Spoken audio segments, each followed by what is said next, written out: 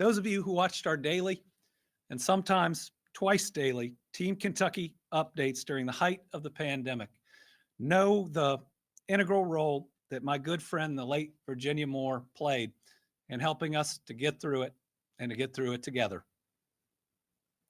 She made sure that the more than 700,000 deaf and hard of hearing Kentuckians received the information they needed to stay safe. And when devastating tornadoes struck Western Kentucky in December of 2021, and when that flooding hit Eastern Kentucky in July of 2022, Virginia and her team, consisting of Rachel and Rachel, were right here with me, ensuring everyone remained aware of the risks associated with those natural disasters and that all Kentuckians had equal access to the information to keep them safe. Sadly, we lost Virginia in May of last year, but her tireless advocacy on behalf of those who are deaf and hard of hearing and the lasting impact that she had on that entire community and on our entire country lives on. So it's September, being both National Preparedness Month and Deaf Awareness Month. It's fitting that we announce a new weather preparedness program named in her honor. As Kentuckians know all too well, severe weather can strike at any hour, and the most dangerous time is when people are sleeping. The deaf and hard of hearing community is particularly vulnerable during this time since they cannot hear the various alarms and severe weather sirens upon which most of us rely. Through the newly and appropriately named More Safe Nights program, that is more with an E, 700 free weather alert radios specifically adapted for individuals who are deaf and hard of hearing are available at no cost, thanks to a partnership between the Kentucky Commission on the Deaf and Hard of Hearing and the Kentucky Division of Emergency Management. Equipped with pillow shaker and strobe light attachments, these weather radios, which we're going to show you in a second, are designed to alert people who are deaf and hard of hearing of severe weather in their area so they can take shelter to protect themselves and their families. Any Kentucky resident who is deaf or hard of hearing is eligible to receive one of these free weather radios, which are available on a first-come, first-served basis. With us today is Eric Gibson, our Kentucky Emergency Management Director, Virginia's widow, Ro Holloway, and someone you don't often see up here, but you always see, but you don't necessarily always hear from, Rachel Morgan. Rachel is accompanied by Anita Dowd, Executive Director of the Kentucky Commission on the Deaf and Hard of Hearing. If y'all would all join us to offer a few thoughts.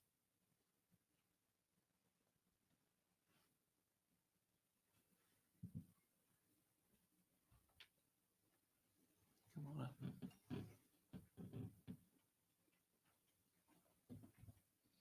We can fit everybody. Who's first? Anita? Thank you. Thank you, Deb. You are very welcome. Wow. You know, we're so grateful to Virginia and former KYEM Director Flinker for creating the vision of this program, and grateful to current Director Gibson and his team for keeping that vision alive. It's been a true honor to be able to partner with them and bring it to life. As one of the 700,000 Kentuckians with hearing loss and mama to 2 daughters with hearing loss, I can personally attest to how profound the impact will be from this program. For people like myself who can't access information through auditory channels, we often depend on our other senses to keep us aware. In a way, our eyes become our ears. And when we close our eyes and go to sleep, that access to awareness is gone. These radios have 2 attachments. One is a small strobe light that can be attached to the wall. It can be attached to the bed frame that will flash really bright in the dark. The second one is a small vibrating device called a pillow shaker that can be attached to the pillow or put under the pillow. And those 2 attachments work together to wake us up. So then we know we can check the display on the radio that will tell us exactly what's happening and we'll know the appropriate action to take. So we're really grateful and thankful. This program really has a huge impact on us. It's a game changer. It ensures that we're informed and we can stay safe. So I want to say thank you to everybody that's made this happen, your hard work and your dedication, because it truly is appreciated. Thank you. Thank you, Colin. Hello. I worked with Virginia Moore for many years. To know her was to love her. She spent her entire life working for the inclusion and protection of deaf and hard of hearing individuals in Kentucky. And I know that she would be so proud to know that this is happening, and for the work that we are continuing to do. Um, she would also want me to say that we are very grateful to our governor, who always makes sure that there is inclusion and equity in our community. We're very grateful to that. And in the words of our governor, on the hands of our beloved Virginia, we will get through this together. And so, thank you. Ditto what they said, and I'm just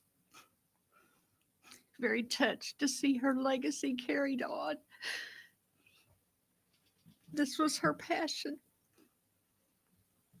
And I'm glad that her memory is still alive as she continues to serve people in Kentucky.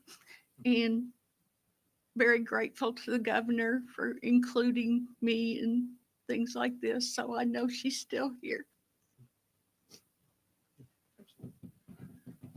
Well, Eric Gibson with Kentucky Emergency Management, and we're just honored to be able to partner with the Kentucky Commission for this project. Director Slinker had this as one of his top priority items when we transitioned, and it's truly good to see something actually come to a good conclusion. This project was funded through EMP, or Emergency Management Preparedness dollars, CSEP dollars, things that we can do that can help our community be more prepared. And this is, a fitting tribute to the work that Ms. Moore done. And to be able to name a project after her that will reach the community that she served isn't actually, I think it's, it's one of those preparedness measures as we look at the face of this hurricane and talk about, just went through the governor spoke about having your weather radio aware, making sure that what to do and have a plan. And that plan is having a good weather radio. And we don't want to leave out anybody in our communities. And so as we look to get ready for this next event, it wasn't necessarily planned to be revealed on the day that we were going to start talking about a hurricane, but as it worked out, it did. So we're actually going to hopefully get these things out in those communities. There's going to be a system set up where they'll be distributed, and we'll try to reach everyone that needs one of these.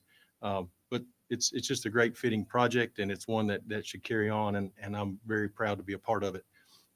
Like I said, for this event that's coming up, it's one of those things that you do need to have. If you've got one, be prepared to be aware for any alert that comes out for this event. As the governor spoke of very well, this event is changing as time comes. We're getting updated forecasts. We just got a new update from the Weather Service just before this went on. And we're continuing to see the forecast change as it goes and where it's going to actually model. But our team at KYEM is planning to be in the office. They'll have the Emergency Operations Center open.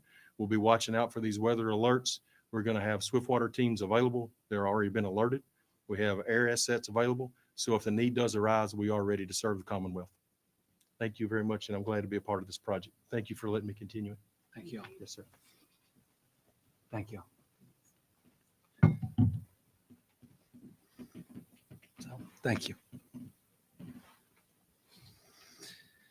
While only 700 radios are available under this initial funding, KYEM and all of us will seek additional funds to try to make sure one of these is available for absolutely everyone who needs them.